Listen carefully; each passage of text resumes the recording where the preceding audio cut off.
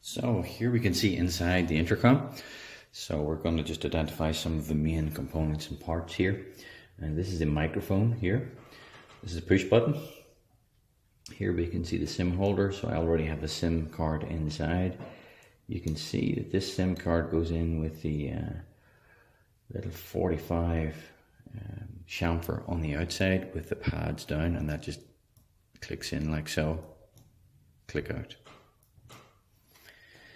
This is our antenna port here. So we will connect our antenna cable to this. And there are some connections here for the GSM board. And down here we have a newer style of keypad with some connections on here as well. So we'll come to those a little bit later on with the wiring setup. Right now we're going to hook up some power and connect the antenna and switch the unit on.